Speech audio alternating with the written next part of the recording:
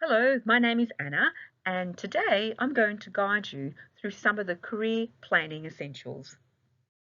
Before we begin our presentation, let's quickly remind you of the current services that are available to you. If you're looking for work or applying for jobs, or just wanting some information on where to begin with your search, we have a wide range of career resources, online webinars, and recordings on topics such as 9 ways to develop experience, finding part-time work, and resume and cover letter essentials. If you want to make sure you're developing the skills and experiences graduate employers are looking for, then Career Ready Advantage includes a range of professional learning activities, practical experiences, and career portfolio pieces to develop. Or maybe you're just wanting a little more clarity on where your degree can take you. You can speak to a careers advisor either by phone, online, or via Zoom. For more information on how you can access all of these services currently, please access the link below. Okay, so let's get started. Today's session will include ideas and beliefs about what career planning is, knowing what's right for you and what isn't right for you, exploring the opportunities and options, and knowing the resources that are available to you. Now, here are some ideas and beliefs about what career planning is. And I wonder how many of you have actually identified with one or more of these thoughts. My favourite one is that once I've made a careers choice, I'm set for life. Well, not really. Or I've got to make the right decision now. Well, not really either. You'll find that as you progress along your own career journey, there'll be quite a few challenges and maybe even a career change, or a number of career changes. So why even have a career plan or path? Career planning is essential. It will give you direction and purpose while you're at uni. It will provide you with a strategy, and no matter how many times your career plan will change, and trust me, it will, while on your career journey, your career plan will keep you motivated. So what does a career plan look like? What exactly? Career planning is an ongoing process. It's a lifelong journey and not a one-off activity. Having a degree or higher qualification is only one indicator of an individual's capacity to do professional work. So your career planning shouldn't stop when you get your degree. It involves managing your career, but also managing the changes that will occur in your career. It's about being open-minded and curious and making informed decisions. It's unique to you. You are the best person to decide what type of career suits you best. It is less about having a fixed career plan, which is inflexible, but more about ongoing career planning, which is constantly evolving as your experience, interests, and skills continue to develop and change. Career planning doesn't have to be about climbing the corporate ladder. It's about planning your career around you, your interests, your experience, your needs. So what are the things you can do while you're at uni to help with your career planning? So while you're at uni, there are 4 key career planning tasks which will assist you into transition from uni into the professional workforce. You can begin by choosing and researching your career or profession. You need to be developing the knowledge and the skills and the experience. You need to learn how to find out about opportunities and build your networks. And finally, you need to understand what employers are looking for and know how to apply for jobs. Career planning involves having an understanding of who you are, understanding your needs, your likes and dislikes, your interests, your values. It's about exploring options, making decisions, and then taking action. It's an evolving process which changes and adapts to your life, circumstances, and experiences. I guess the starting point is really knowing yourself. This involves having an understanding of your interests, your values, and your strengths. all of which determine who you are. So what are your strengths? The skills that come easily to you, what are they? Think about your interests. What work, roles, industries interests you? What are your values? What are your own personal beliefs that help you to define what is important to you? Reflecting on your values is important as they can assist you to refine your search and point you towards organisations or industry sectors that align with the things that matter to you. For example, do you want to contribute to human knowledge, serve the community, ensure food security? What is it that matters most to you? Once you have identified and reflected on these aspects, you can search for organisations which are most likely to have opportunities that match your own interests, values and goals.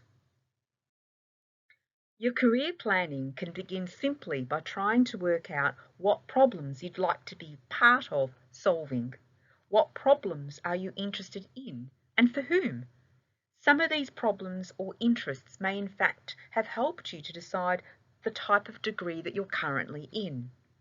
Are you interested in disease? Quite a topic for discussion in these days, and the impact it has on communities, for example. Or are you interested in fraud? As a forensic accountant, you want to investigate and stop criminals from rorting the tax system.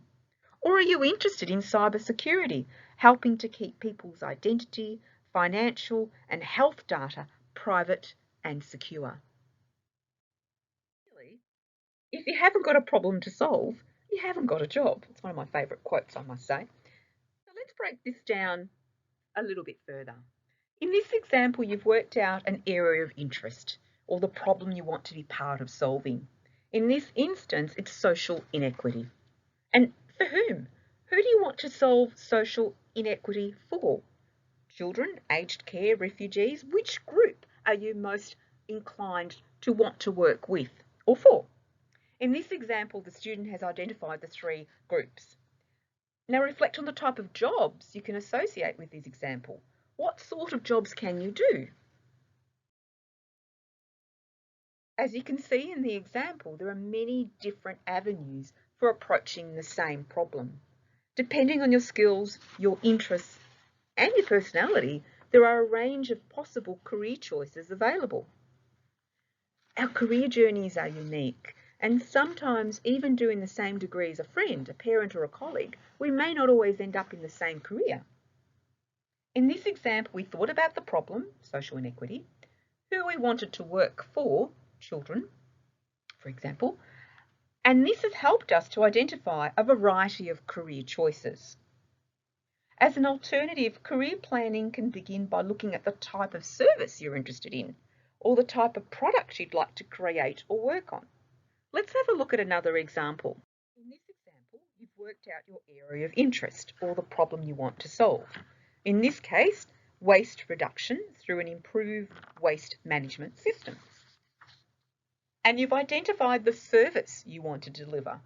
You're interested in developing marketing campaigns to develop an awareness and create behavioural change. Or the service you're really interested in is logistics, the planning and delivery of waste. Or you may be interested in the whole process of auditing waste generation and management. Now, each of these services can provide a range of varied job opportunities, again dependent on your range of skills, interests and personality. In this example, you've identified the problem and your focus is on the product you're interested in developing or producing. And again, each of these products can provide a range of varied jobs opportunities, of course dependent on your range of skills, interests and personality.